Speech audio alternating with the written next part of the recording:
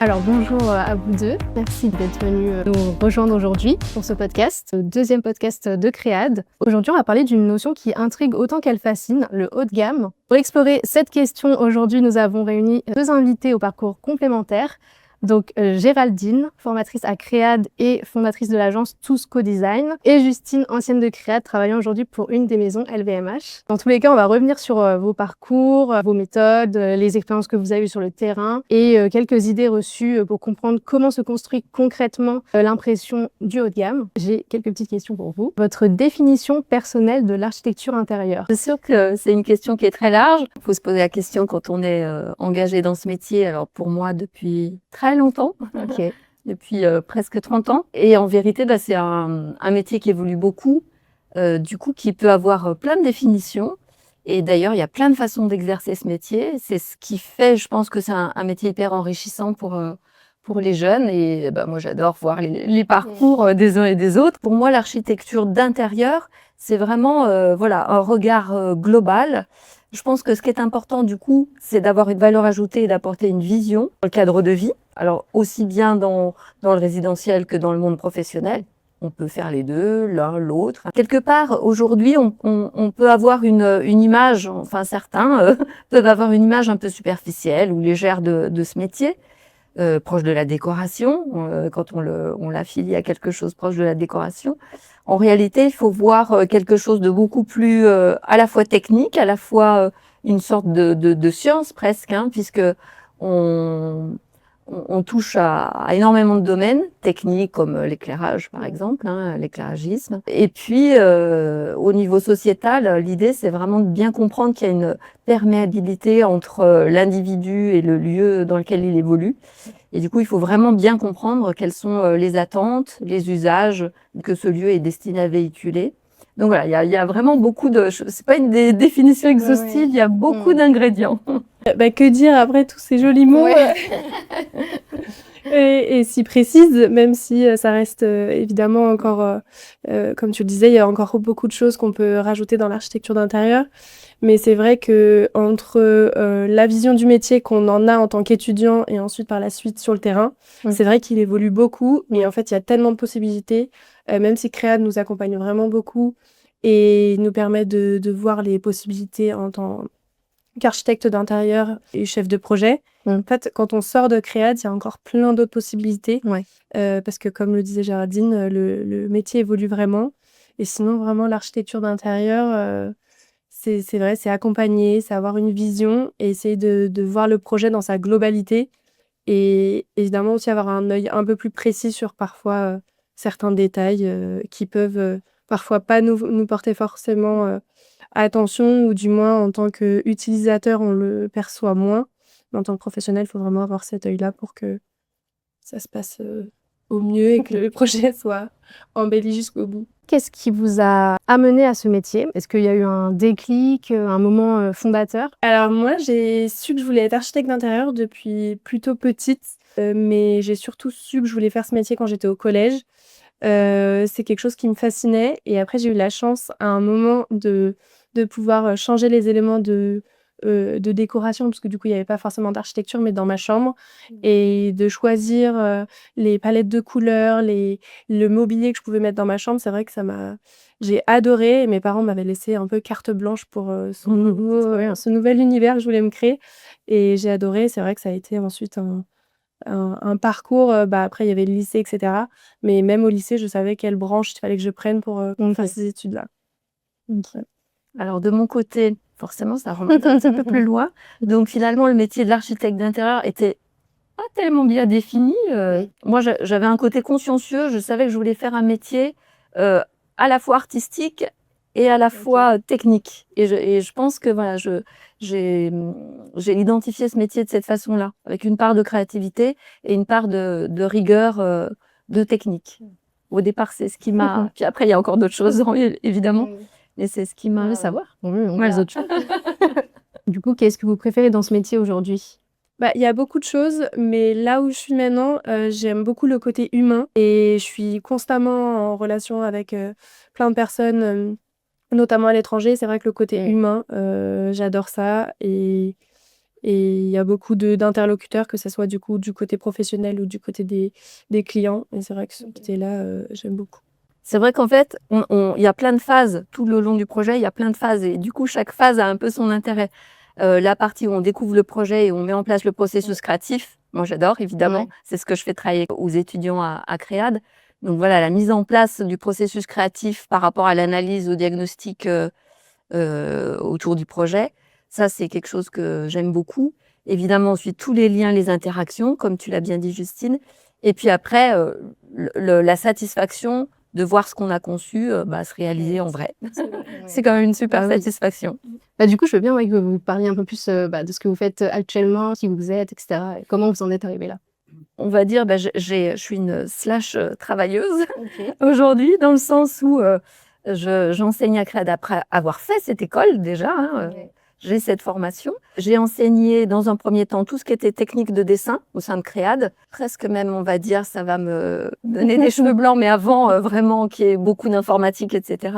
Donc, évidemment, l'outil main était encore plus important que maintenant, même s'il est toujours important.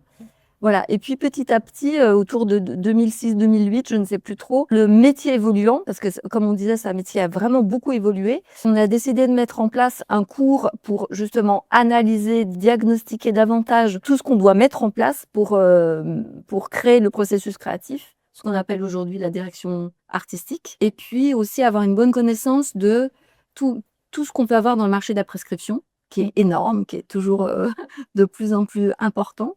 Donc voilà, on s'est aperçu que c'était une matière à part entière et que jusqu'à présent, au sein des écoles d'archi d'intérieur comme Créade, on avait le volet artistique, le volet culturel avec l'histoire de l'art, mais finalement pas cette connaissance vraiment du marché, des besoins, de l'analyse des besoins des consommateurs, etc.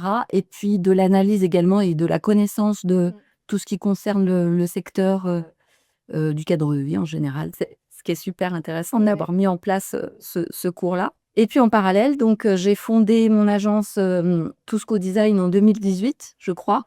Et on a racheté avec mon mari ensuite les ateliers Charignon, qui est une menuiserie traditionnelle.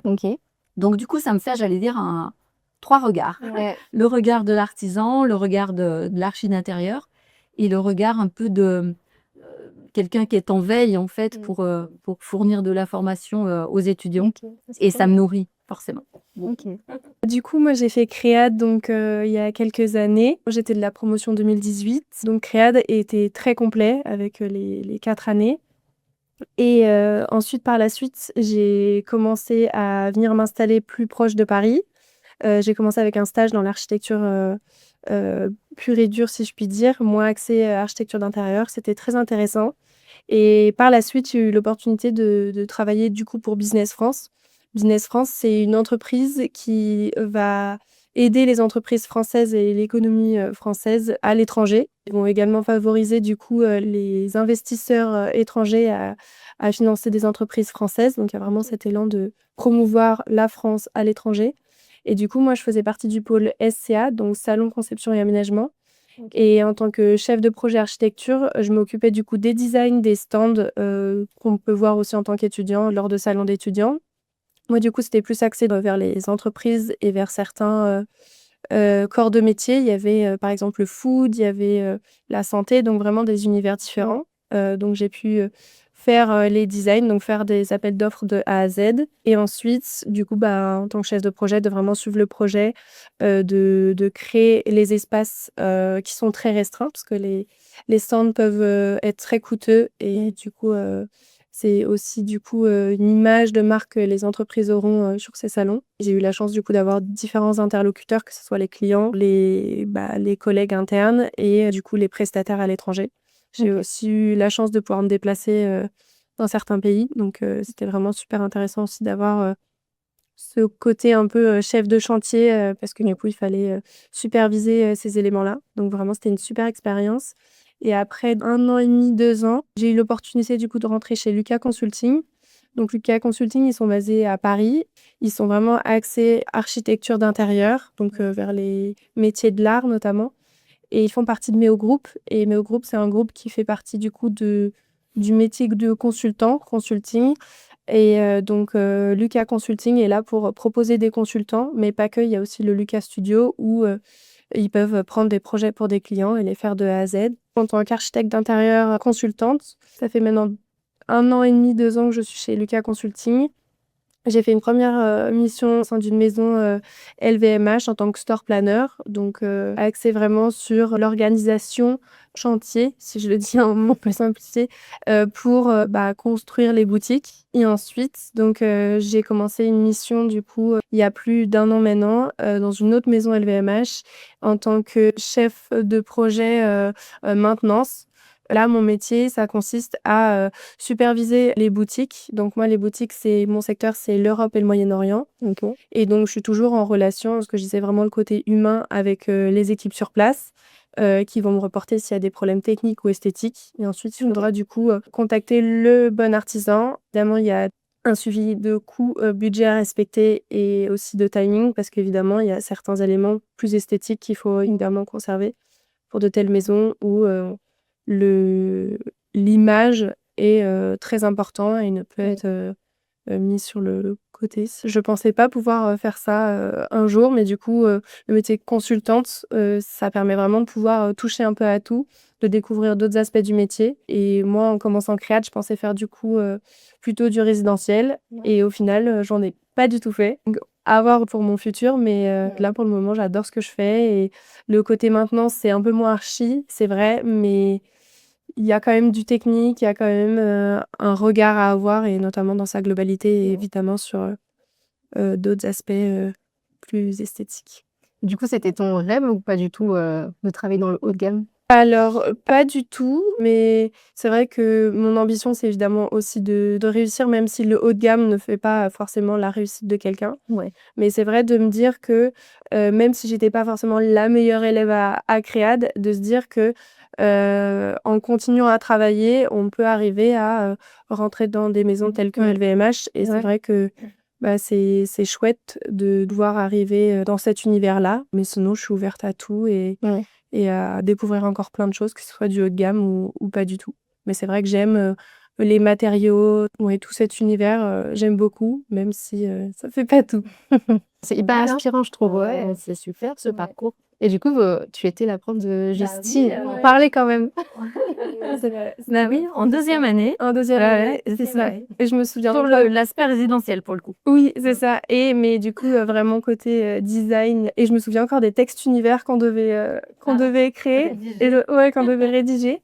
J'étais pas la meilleure, mais c'est vrai qu'il fallait écrire une histoire ou diriger notre œil vers un peu un scénario qu'on voulait créer dans l'univers des projets, notamment pour le résidentiel. C'est vrai que parfois j'y repense en me disant c'est vrai que c'est important, parce que quand on veut vendre un projet, faut pas juste dire j'ai choisi ce matériau, Ouais. j'ai voulu mettre cet éclairage. Non, il y a vraiment quelque chose qui est en lien soit avec le client, il y a quand même une cause à effet, mais avec le projet.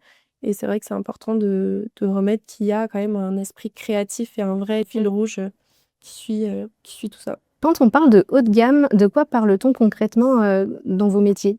Alors, on n'aura peut-être pas tout à fait la même réponse.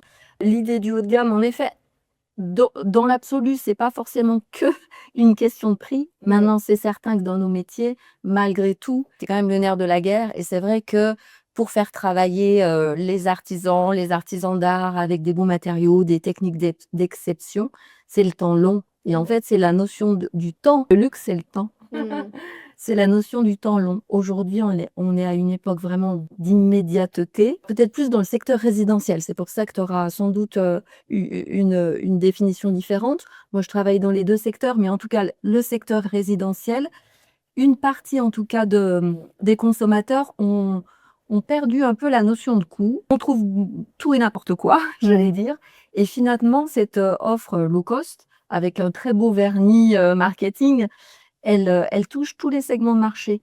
Donc, moi, ce que j'apprends aux étudiants encore sans doute davantage depuis que Justine est sortie, c'est vraiment à essayer de poser une réflexion sur, on est prescripteur, à la fois de mobilier fini, à la fois évidemment de produits qu'on fait réaliser par des artisans ou des artisans d'art.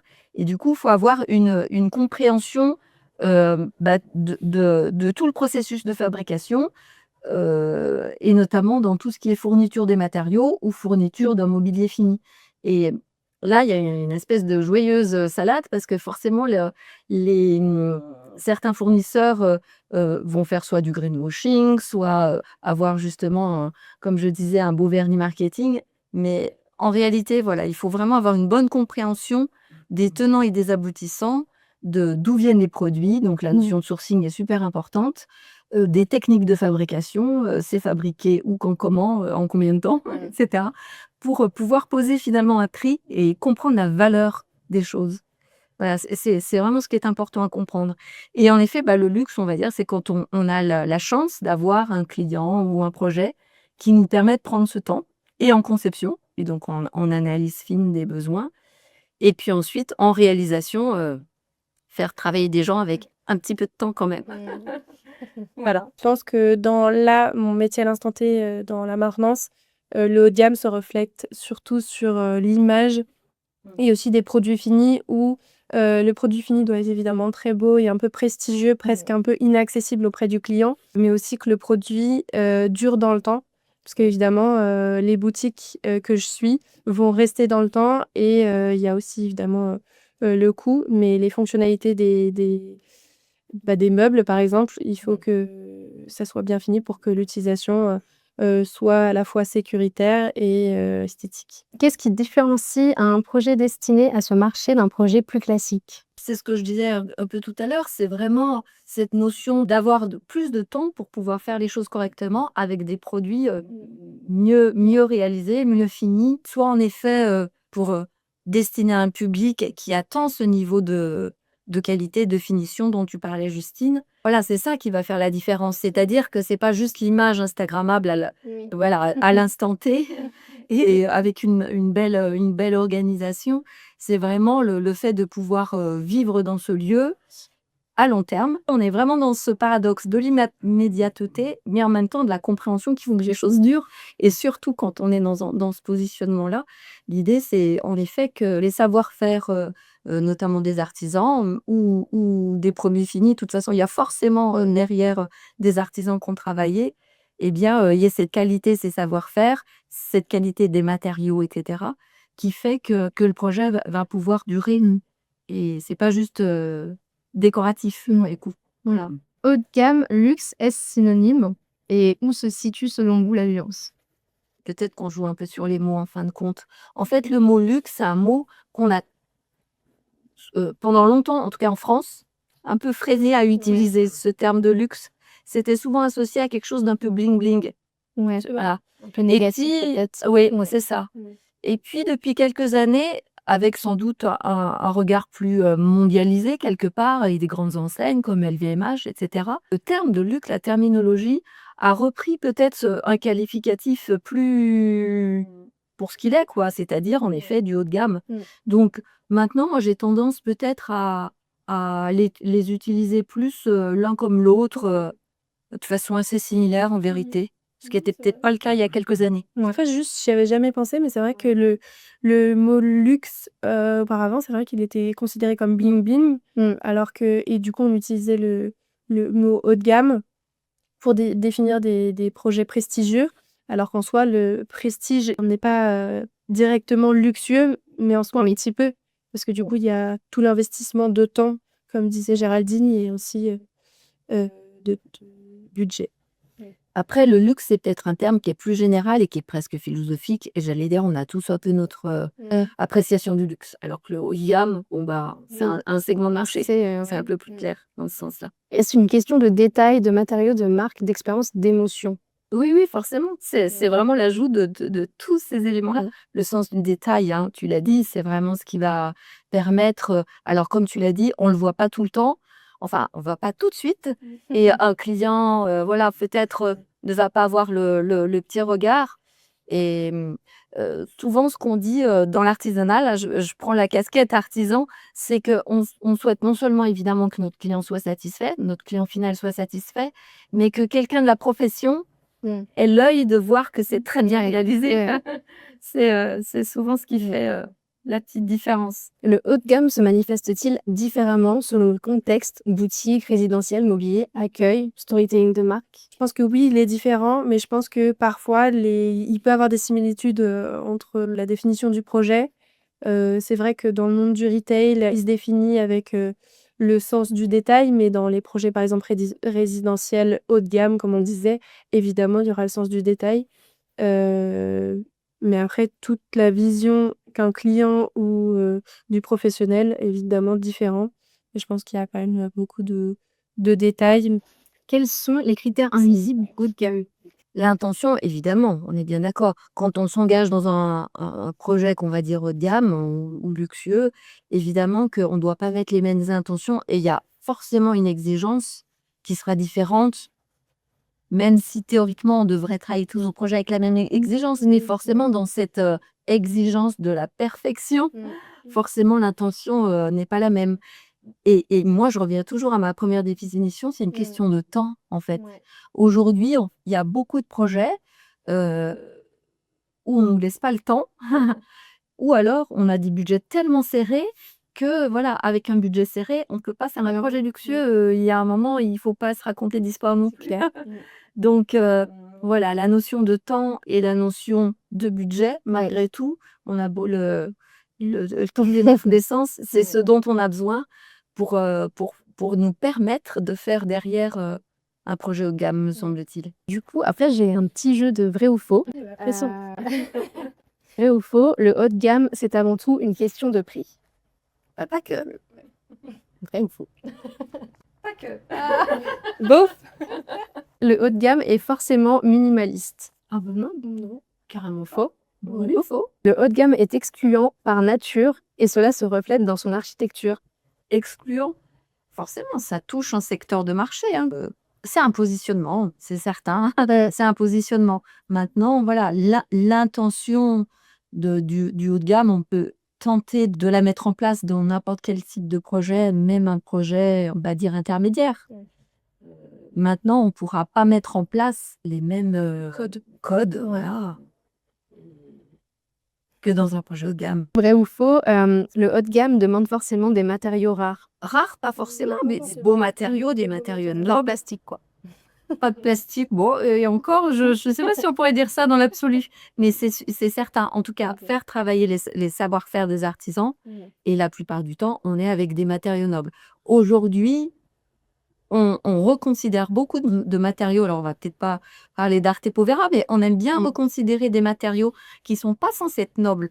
La marqueterie de paille, par exemple, la paille, c'est pas censé être un matériau noble. Et pourtant, la marqueterie de paille, aujourd'hui, elle revient dans tout un tas de projets résidentiels, mais surtout boutiques, retail, haut de gamme. Voilà, alors qu'à la base, la paille. Mais le savoir-faire, oui, le savoir-faire reste un savoir-faire haut de gamme. Ou beaucoup d'artisans qui travaillent autour de la laine, du coton même. Voilà, donc le matériau lui-même, c'est surtout l'art de l'utiliser qui est prestigieux autour d'un savoir-faire. C'est vrai, c'est très bien dit. Donc plutôt faux alors. Je vais m'adresser à toi, Géraldine, sur comment on fabrique du haut de gamme. Comment montrer aux étudiants comment concevoir un lieu positionné haut de gamme? Ah, c'est vraiment mon credo en deuxième année. C'est vrai qu'en première année, bon, ils ont une approche un peu plus large. Hein, c'est vraiment, ils font leur gamme, on va dire. En deuxième année, j'essaye de leur expliquer que déjà, il y a, en termes de tendance décorative, aujourd'hui, il n'y a pas de règles. Tout est possible. Par contre, il faut avoir un processus créatif vraiment guidé par beaucoup d'intentions. Comme on le disait tout à l'heure, ces intentions, elles peuvent venir soit d'une réflexion et d'une analyse autour de la demande client, les besoins et attentes, etc., qu'on soit encore une fois dans le résidentiel ou dans le RT, le retail, par rapport aux contraintes du lieu, etc. Mais il y a aussi voilà, toute cette démarche de direction artistique qu'on doit mettre en place en allant chercher aussi ses valeurs, sa vision, ce qu'on a envie de transmettre. Et voilà, dans ce secteur-là, c'est vraiment l'idée de mettre en valeur les savoir-faire d'exception. Donc aujourd'hui, il y en a énormément. Je pense qu'il y a vraiment un regard. Alors peut-être qu'avant, il y en avait moins, peut-être qu'on les voyait moins, ils étaient moins exposés. Aujourd'hui, dans la jeune génération notamment, et puis il y a des anciens également, hein. Ouais. Il y a énormément de savoir-faire, moi j'appelle ça des artistes artisans. C'est l'artisanat d'art, mais c'est-à-dire que voilà, ils ont développé des savoir-faire, très spécifiques, parfois, en utilisant la plupart du temps, en utilisant des techniques traditionnelles, mais qu'ils ont un peu réinventé à leur sauce, j'allais dire, avec, eux aussi un propos, hein. Ils ont, comment dire? Un savoir-faire qu'ils mettent au service des créatifs, heu, donc architectes d'intérieur et cetera. Et voilà, moi j'essaye d'apprendre aux étudiants de travailler avec, ce matériau-là, ce matériau, du coup, cellule grise, et puis savoir-faire, artisanal pour faire des projets différents et pas faire du copier-coller de ce qu'on voit, Ouais. Quels fondamentaux techniques et formels font la différence selon toi? Alors, fondamentaux techniques, c'est-à-dire que l'architecture d'intérieur, à la base, elle se base vraiment sur cette technique. Ouais. Donc, moi, c'est pas au sein CRAD, c'est pas moi qui enseigne ce volet technique, mais je dis bien que tous font quand même sur cette réflexion et cette analyse technique du bâtiment, des contraintes du bâtiment. On fait rien sans cela. Une direction artistique comme ça, sortie du chapeau, sans lieu, sans voilà. Ça n'a pas de sens. Et la direction artistique, quoi qu'il en soit, elle se base aussi sur, la valorisation du lieu. On dit toujours, pour un résidentiel, par exemple, on fait pas le même projet, dans un appartement années 70 et puis dans une maison d'architecte, contemporaine et dans un appartement haussmannien, évidemment. Donc l'idée, c'est vraiment de mettre en valeur le bâti et pour ça, il y a une réflexion vraiment technique à avoir, pour savoir comment on rénove parce qu'en fait, on rénove, nous, la plupart du temps, ouais. Donc, on se base vraiment sur la technique, ça c'est évident. Et qu'est-ce qui distingue un projet qui dégage, une impression de valeur? C'est la différenciation, c'est le côté en effet un peu exclusif et du coup penser, vraiment de façon absolument spécifique, pour ce cahier des charges. Donc en fait, il faut comprendre qu'on n'est pas des simples exécutants. Parfois, en tertiaire, ça arrive assez souvent, on arrive avec des cahiers des charges qui sont un peu figés. Comme si l'archi d'intérieur, OK, il faut bien quelqu'un pour faire ça. Allez, on lui colle un cahier des charges et puis comme si on devait dérouler ensuite, et non, faut essayer de toujours remonter à la source, de comprendre, quelles sont les problématiques, quels sont les enjeux derrière, comment la marque employeur va, par exemple, va pouvoir y gagner, pour que ses collaborateurs travaillent bien dans ce lieu-là, quand on est en tertiaire, par exemple. Aujourd'hui, on est à l'époque de l'hospitality, aussi bien pour, ses clients que pour ses propres collaborateurs. Donc du coup, on doit mettre en place, ce lieu, voilà, fort en termes qui dégage, des valeurs. À toi, Justine. Comment, du coup, ta maison raconte, son positionnement haut de gamme? Ton positionnement, il est évidemment par les produits vendus en boutique, évidemment avec, la main du directeur artistique, tous les produits, du coup destinés à la vente et ensuite évidemment sur la réflexion de l'image, qui est notamment pour un utilisateur, physique, enfin un client physique en boutique avec du coup, les matériaux utilisés, service accordé par, les personnes en boutique. Comment ils vont amener, l'utilisateur à parcourir, par exemple la boutique ou à amener à effectuer une vente ou non. Mais, évidemment, il y a l'accompagnement, du personnel en boutique, qui fait partie, du haut de gamme et de la réflexion de l'image de marque. Qu'est-ce qui t'a surpris en arrivant dans le luxe? Je peux avoir des anecdotes. Moi, je trouve aussi ce qui est vraiment amené, au luxe et Géraldine l'a très bien dit, plusieurs fois parce que c'est vrai que c'est un aspect important, mais il y a vraiment la temporalité où on veut les choses un peu plus rapidement et encore plus, je le vois plus dans ce que je fais maintenant, c'est qu'en fonction de s'il y a plus une personnalité ou, quelqu'un justement, de LVMH qui va venir en boutique ou même de chez nous, Ouais. des personnes importantes, c'est vrai qu'on va apporter une attention, plus particulière à, je sais pas, on a eu par exemple dans une boutique un gros problème d'éclairage et c'est vrai que, la personne va venir en boutique, va l'allumer si tout se passe bien. C'est vrai que là, on va peut-être prendre un peu plus d'attention et se dire: «Ah OK, là, c'est vraiment notre priorité 1, même si on voulait peut-être investir un peu moins d'argent là-dedans. Là, on sait qu'il va falloir le mettre».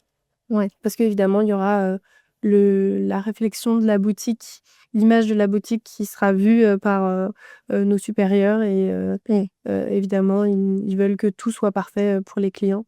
Même si nous aussi, c'est évidemment notre priorité première, mais évidemment, nous, on a toutes les contraintes techniques, si je puis dire, que ça soit temps, budget.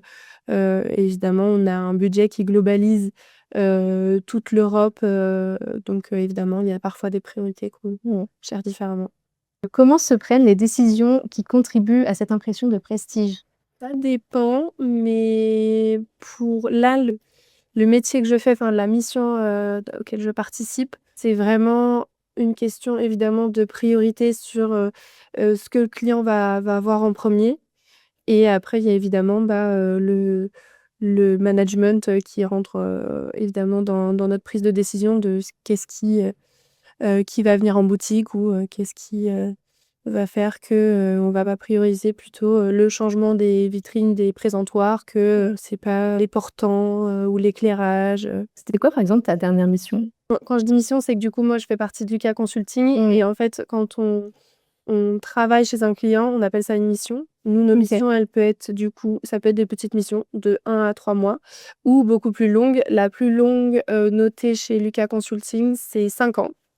Moi, là, ça fait maintenant plus d'1 an que je suis là où je suis. Moi, je gère vraiment, du coup, comme je disais, la maintenance des boutiques. Mais par exemple, j'ai aussi travaillé pour une boutique qui est dans le sud de l'Espagne. Il fallait impérativement qu'on ajoute un stock déporté. Et du coup, c'est moi qui ai pris en charge de pas le design, parce qu'évidemment, il n'y a pas d'image à avoir dans un espace technique, mais du coup, évidemment, évaluer le mobilier sur mesure ou pas qu'on a besoin, et évidemment, voir avec les équipes quels étaient leurs besoins, bah, quels produits allaient plus être mis dans cette réserve, que ça Tu soit te déplaces à chaque fois?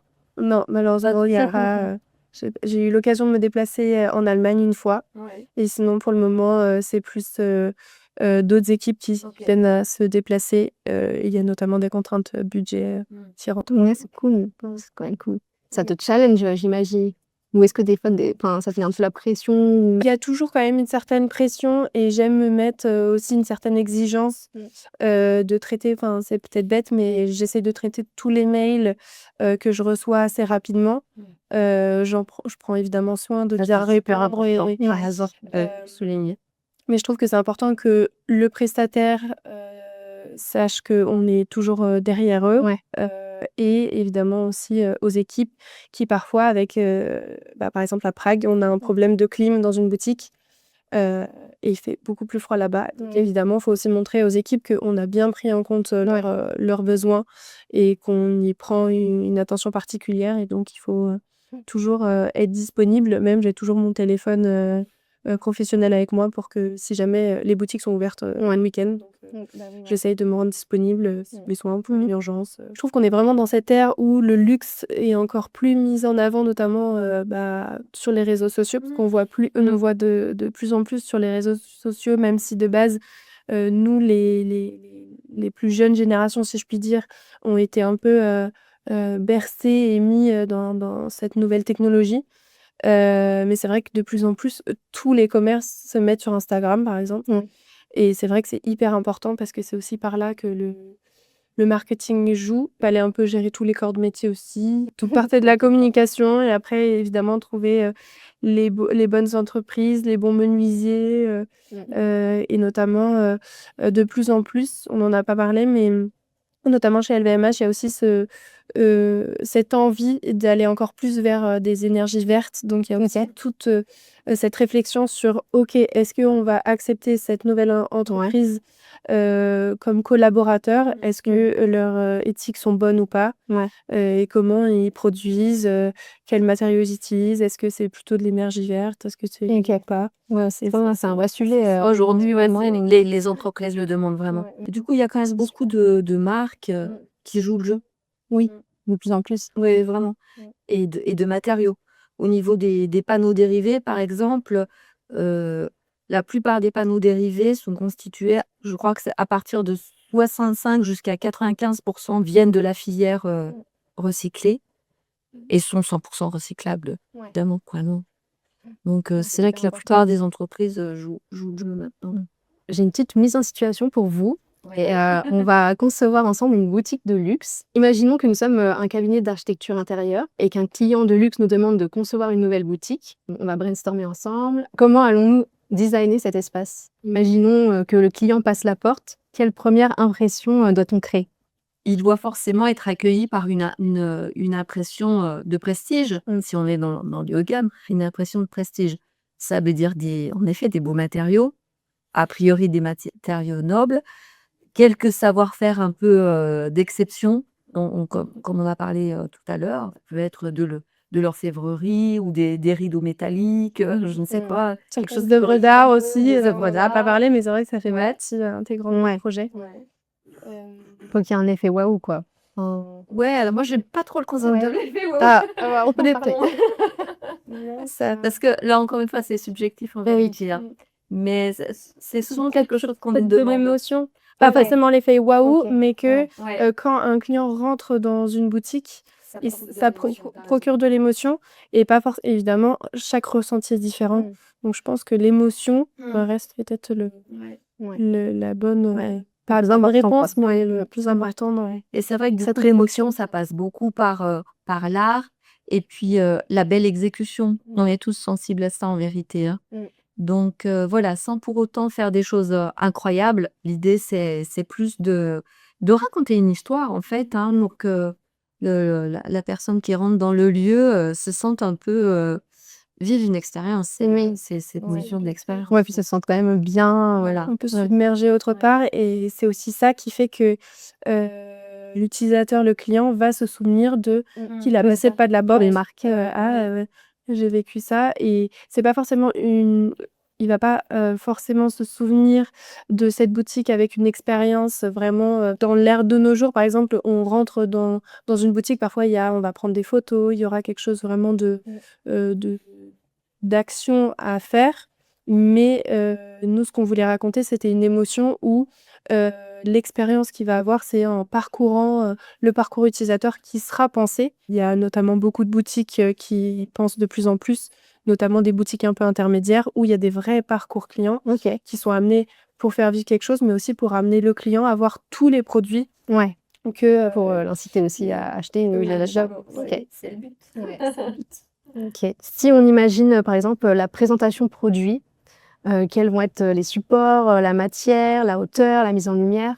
tout dépend du produit et des matières du produit. Mais je trouve que le plus important, tu me diras si je me trompe, mais c'est l'éclairage. Ouais. Parce que du coup, la mise en valeur du produit en fonction de ce que c'est, par exemple, là où je suis, si c'est de la maroquinerie ou si c'est du textile, des vêtements, c'est vrai que l'éclairage sera évidemment différent et la mise en valeur du produit sera Ouais, c'est différente. vrai. Ouais. L'éclairage, Il y a c'est une vraiment passe-temps très aussi. important. Ouais. On ne s'en rend pas compte, mais il y a l'éclairage de comment l'éclairage est orienté, mais aussi la couleur de La l'éclairage. couleur, l'intensité, Ouais. Et peut-être C'est des jeux de lumière en fonction peut-être de l'habit qui sera exposé. Enfin, je sais pas. Ah oui, l'éclairage peut varier selon en effet ce qui est à présenter. Ouais. En ce qui concerne la circulation, qu'est-ce qu'elle va raconter? Qu'est-ce qu'elle va induire? Est-ce qu'il va y avoir des libertés, du contrôle, des invitations au mystère, etc. Au niveau du parcours usager, justement. Ouais, pour la circulation. Oui, c'est ça, c'est vraiment faire vivre une expérience et puis le guider en effet vers telle ou telle zone pour provoquer un acte d'achat ou en tout cas une expérience mémorable pour avoir envie de revenir si l'acte d'achat n'est pas immédiat. Ouais. Et du coup, c'est quelque chose qu'on va être amené à provoquer dans le parcours usager. Ouais. Moi, je me posais une question du coup, mais est-ce que Internet, ça vous a pas fait peur? Parce qu'il y a beaucoup de clients maintenant qui achètent sur Internet finalement, même pour les C'est gros sûr que magasins. le mode d'achat bouge. Alors, tu pourras vraiment répondre. La façon de consommer a complètement changé. Mais on voit tout un tas de choses un peu paradoxales. C'est-à-dire qu'il y a beaucoup de marques qui étaient à l'origine purement en ligne, qui ont besoin d'une enseigne qui vont sur C'est rue. dans les deux sens. C'est dans les deux sens. Ok. Pour justement matérialiser un peu une présence, pouvoir toucher quelques produits, etc. Et après, il y a en effet beaucoup de boutiques multimarques qui souffrent, notamment le multimarque, parce que les gens viennent chercher le conseil, ils ont besoin, enfin, une certaine partie de la clientèle, pas tous, ont besoin du conseil, mais ensuite vont acheter parce qu'ils vont chercher le prix le plus intéressant. Et c'est sur Internet qu'on trouve le prix le plus intéressant. Et ça, faut vraiment, comment dire, pas faire l'autruche et vraiment le considérer pour que petit à petit, on incite les gens à revenir en boutique. En tout cas, si l'objectif, c'est de garder du boutique. Et puis on a toujours quand même besoin de conseils de vendeurs, etc. Enfin, faut l'essayer. Le conseil, oui, mais le client va pas forcément jusqu'à l'acte d'achat. Et il faut vraiment que cette expérience soit suffisamment intéressante, etc., pour que l'acte d'achat se fasse directement. directement. Et je trouve que on parlait du coup beaucoup de haut de gamme. Je trouve que l'expérience client en boutique, elle est super importante parce que beaucoup de clients, même internationaux, viennent en boutique pour être conseillés, mais aussi voir le produit parce que de plus en plus, voir le produit, c'est important. Toucher les matières, le ressenti, ou même comment le prêt-à-porter, parce que du coup, c'est du prêt-à-porter. Comment le vêtement nous va. Est-ce que justement, l'esthétique qu'on recherche de plus en plus nous va et est-ce que... donc ça, c'est important, même si Internet reste très important. Après, le service client, évidemment, reste très important derrière les services en ligne. Mais c'est vrai que je pense que l'expérience boutique reste très importante. Je trouve pour des boutiques haut de gamme. Après, je trouve que même moi, en tant que cliente, je trouve que j'aime aller en boutique plutôt haut de gamme pour vérifier le produit. Notamment, c'est un investissement parfois pour certains produits. Donc, quand tu as envie d'investir dans un produit, tu as envie de voir le produit dans tes mains, voir comment il a été fait, si, je sais pas, la poche de ce sac à main, est-ce qu'elle sera utile ou est-ce que l'utilisation que j'en aurai peut me convenir, alors que d'autres marques qu'on connaît tous, moi, c'est vrai que maintenant, aller dans une boutique qui est noire de monde, où mon expérience sera altérée parce qu'il y a beaucoup trop de personnes et les habits que je viens rechercher sont pas forcément les mieux confectionnés. C'est vrai que je préfère commander par Internet que d'aller me rendre directement en boutique. Ça se comprend. Surtout à Paris, où il y a du monde, notamment pour les fêtes. Et après, on parlait d'Internet. Je me demandais, est-ce que, par exemple, tu es amenée à utiliser l'IA? Parce que c'est pareil, c'est un sujet dont on parle beaucoup. Dans mon métier, pas tant que ça, mais c'est vrai qu'une ou deux fois, je l'ai utilisé, notamment pour me renseigner sur des choses un peu plus techniques. Notamment dans une boutique, on a un problème avec des problèmes un peu d'humidité. Et donc, pour me renseigner de quel type d'humidité, même si j'ai évidemment des idées et des notions de qu'est-ce qui favorise l'humidité, mais évidemment voir quelles étaient les solutions avant que les professionnels me répondent. Parce que maintenant, j'envoie une demande, j'attends le conseil, mais en même temps, j'essaye de justement d'avancer sur ces interrogations. Et évidemment, comme ça, après, l'échange avec le professionnel sera encore plus direct et plus facile, parce que j'aurai déjà des idées de ce que j'aimerais instaurer pour résoudre ces... Donc, pas tant dans tes plans, par exemple. Non, dans mes plans, du coup, là, j'en ai très peu fait. Mais non, du tout, pas du tout d'IA. Je sais même pas si pour du technique, c'est très utilisé, non? C'est vraiment le début. Ouais, c'est le début, je pense. C'est plus pour des questions d'imagerie. J'avais aidé une amie qui faisait Créade, qui était des années après moi. Par exemple, notamment sur Photoshop, maintenant, on a l'IA qui est possible. Pour reprendre l'image. C'est ça. Donc, l'IA fonctionne plutôt bien, par exemple, sur Photoshop, mais elle a quand même ses défauts. Parce que, par exemple, avec une amie, on avait décidé de se mettre sur cette plateforme et tester un peu les possibilités, du coup, de Photoshop. On lui avait juste demandé de changer la couleur de cheveux de mon amie. Ce n'était plus mon amie sur la photo. Il y avait la couleur des cheveux roses, mais c'était plus son visage. Donc, il y a ses limites, il y a comment on décrit la chose. Mais évidemment, il ne faut pas que ça soit le premier outil à penser pour notre réflexion et pour le développement des projets. Je te demandé ça parce que justement, les élèves, lors d'un workshop à Créa de Lyon, j'ai vu en fait qu'ils l'utilisaient de plus en plus pour faire leurs plans et dans leurs projets, etc. C'est certain qu'il y a, vraiment des cours qui ont été mis en place de façon très approfondie. Et c'est hyper beau, c'est hyper intéressant aussi. Mais du coup, ils utilisent quel logiciel? C'est pas... Alors là, par Ah, contre, je pourrais même pas dire. ouais, je sais pas, mais c'est vrai que tu sens que ça les aide beaucoup et le rendu, franchement, il est OK, parce que je savais pour les images, oui. ouais. Notamment là chez moi, au lieu de prendre mon ordinateur, faire des détails, pour voir si l'esthétique de ce que je voulais faire allait être bien, j'ai essayé de voir et en 2 phrases, l'IA me l'a fait. Bon, c'était pour la pose d'un rideau, hein. Ouais, ouais. Donc voilà, mais Non, c'est un c'est vrai que facilitateur, c'est certain. Mmh. Après, il faudra sans doute bien apprendre à C'est ça, poser à ses manier, propres limites, ouais. voilà. Par exemple, l'espace caisse, comment et avec, quel niveau de visibilité, on pourrait, le placer pour, ne pas casser cette magie? J'ai pas une réponse bien précise par rapport à Bah, ça. moi je dirais, bah, moi dans les boutiques que j'ai, c'est souvent on utilise du coup le même matériau et la même, Heu, enfin la même le même design pour, ces caisses, mais évidemment la caisse technique est un peu cachée. Mais, le client, je pense, comprend bien, où se diriger. Évidemment, il y aura un conseiller qui sera là pour les diriger.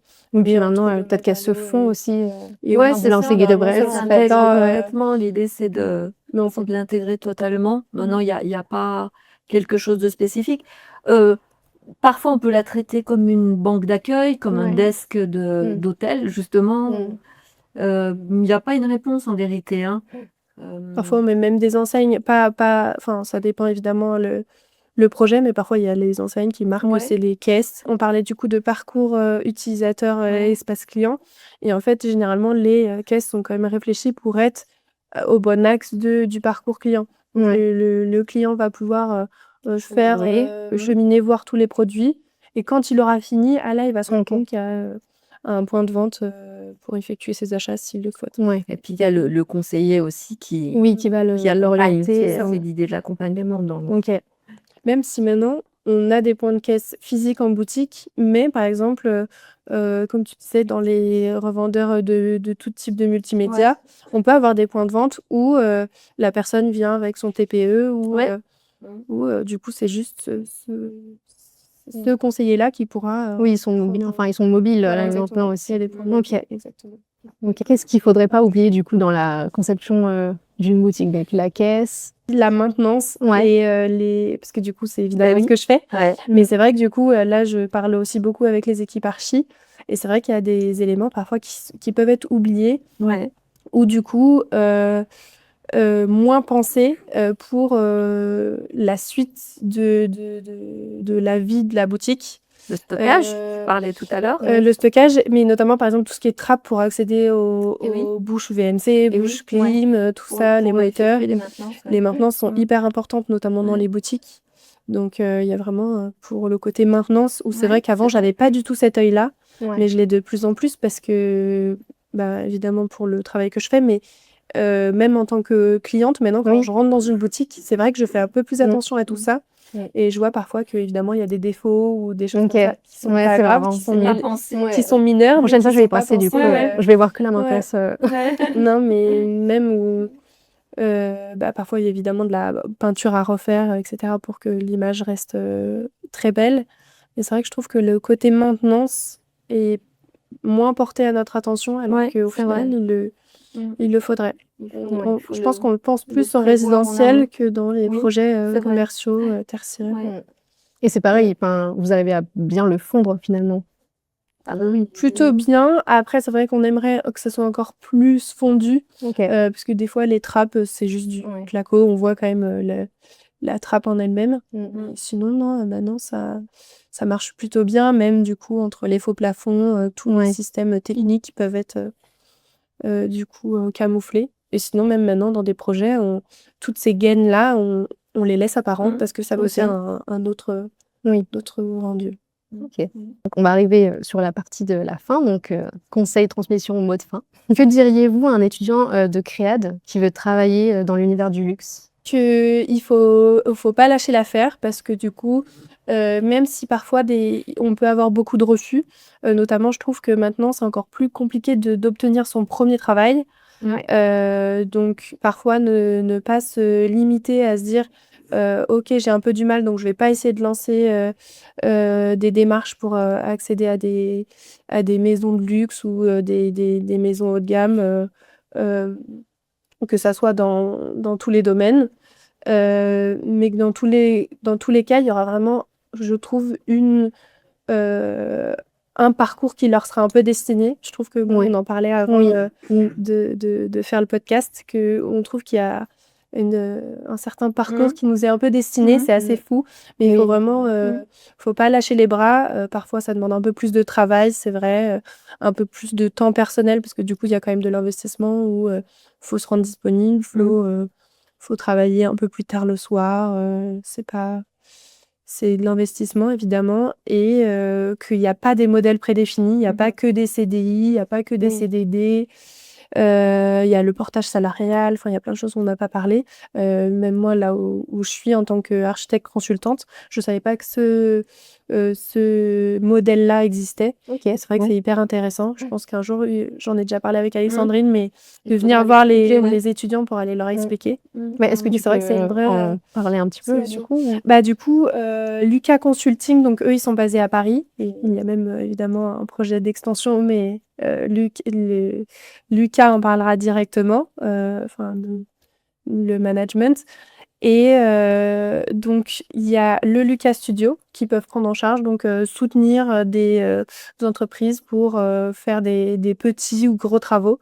Donc, vraiment, tout ce côté design, conception, travaux, tout, ils peuvent tout faire de A à Z. Après, à voir quels sont les besoins et les cahiers des charges des clients. Et ensuite, il y a vraiment ce côté conseil où Lucas va chercher le besoin chez les clients et ensuite vont proposer des profils pour effectuer les missions. Et donc, il peut y avoir du store design, du store planning, de la maintenance, un peu de merchandising aussi maintenant, de la 3D. Enfin, vraiment, il peut y avoir plein de spécialités différentes. C'est hyper varié. J'aurais pas pensé. C'est vraiment très chouette. Il y a même des possibilités même de faire des missions à l'étranger. Donc ça aussi, ça permet de se dire, on est basé dans une entreprise, mais on peut évidemment avoir une vision plus long terme et même du coup basé sur l'avenir à l'étranger. On est 100 collaborateurs, il y en a 10 qui font vraiment partie de Lucas Studio, vraiment posés sur les projets. Et le reste, c'est des consultants qui sont surtout basés à Paris. Et surtout dans plein de missions différentes. Mais c'est vraiment très chouette. Une mission donc de 1 mois, t'as dit... Non, un jour même. De 1 mois. Non, un jour, ça serait pas possible malheureusement. Mais les plus petites missions, c'est 1 à 3 mois. Et après, qui peuvent s'étendre. La plus longue a été 5 ans. 5 ans, qui peuvent être même... Ça, c'est génial. Donc, pour tester. Ouais, non, ça, si t'aimes pas, tu fais autre chose. C'est ça. Et au moins, même d'enrichir du coup son CV d'une autre manière. Ça reste... Du coup, moi, je suis en CDI chez eux. Mais du coup, je travaille pour des... t'es en CDI. Ouais, je suis en CDI chez eux. Et ensuite, ouais. Donc, au moins, il y a la sécurité aussi de l'emploi. Mais donc, non, Oui, la diversité des missions. Ouais, diversité des missions, des clients. Un bon modèle, hein. Donc, ouais, non, très, très chouette. Et évidemment, ils font du coup du tertiaire, du retail. Il y a même eu des événements où ils ont fait les loges de foot, rugby, de stade Stade de France de Paris.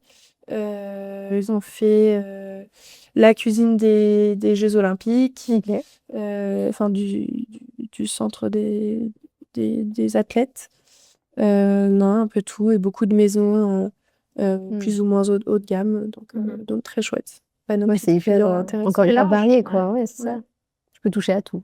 Ouais. Non, c'est trop bien. Quel est selon vous le piège numéro 1 lorsqu'on veut créer du haut de gamme? C'est de faire du tape à l'œil, justement, on va dire, au niveau esthétique. Et voilà, peut-être trop miser sur l'effet waouh, comme on disait tout à l'heure. Alors qu'en fait, voilà, ça va être beaucoup plus subtil que ça. Et faire une réponse beaucoup plus adaptée dans l'analyse de la marque et puis dans les besoins qu'on va amener aux utilisateurs pour avoir une expérience un peu unique. Une qualité essentielle pour travailler dans cet univers. Tu as dit tout à l'heure qu'il fallait quand même de l'investissement et pas avoir peur de faire un peu des heures. Mais même ce métier, je disais dans le haut de gamme, mais dans ce métier, en soi, En il faut de général. l'investissement personnel. Il faut quand Ouais. même avoir du temps. On le voit bien pendant nos études. Bon, il y a plus, si on peut rassurer les étudiants, il y a plus vraiment ce côté, on fait des nuits blanches pour terminer des Ouais. projets, même si Je pense qu'il y en a. parfois il y en quand a même, un petit peu, Ouais. mais il y en a pas autant. Ok. Je sais que parfois, j'en faisais vraiment beaucoup parce que je voulais évidemment terminer les détails, même si c'était pas une question de vie ou de mort, mais pour moi, Ouais. je pensais qu'il fallait pas Bah, hyper perfectionniste. Voilà, il y a de l'investissement, et c'est vrai que Mm. c'est hyper important de se dire, pour réussir, c'est vrai qu'il faut Ouais. du travail. On n'arrive jamais là où on peut arriver sans travail. Son travail. C'est la qualité Dans tous les domaines. Ouais. essentielle du coup. Ouais. Mm. Et puis voilà, cette exigence et puis la rigueur aussi, je disais tout à l'heure. On me pose souvent la question, est-ce qu'il faut beaucoup de créativité? Oui, forcément, mais ça vient, c'est normal, etc. Ça se travaille finalement. Alors que la rigueur, c'est quelque chose qui peut-être qui se travaille aussi, hein, mais voilà, qu'il faut avoir très en important ligne aussi. de mire. Ouais. Une phrase, un apprentissage ou un conseil que vous auriez aimé recevoir plus tôt? Ouais, ça dépend, parce que du coup, il y a aussi quand on était, quand j'étais en école, pas école sup, mais lycée, collège, parfois c'est vrai qu'on peut avoir des enseignants qui sont moins fédérateurs, enfin moins pédagogues, et qui peuvent un peu briser nos rêves. Ouais. Mais non, c'est vraiment toujours croire en ses rêves et en ce qui nous anime. Parce que je trouve que Exactement. l'architecture d'intérieur, ça nous anime. Ouais. Et donc, il faut toujours y aller et croire que tout est possible et qu'il n'y a pas un parcours typique pour faire de l'architecture d'intérieur. Ouais. Donc, Si on le sent à l'intérieur de ça, il faut y aller. C'est quoi. ça. faut y aller. faut foncer et Donner les ça moyens. fonctionnera. Bah, merci beaucoup. Franchement, c'était hyper enrichissant, hyper inspirant. Je pense qu'il y Merci a à toi. plein qui Merci vont à toi. vraiment s'inspirer de tout ce que vous nous avez dit. Donc, merci encore d'être venu. Merci beaucoup. Merci.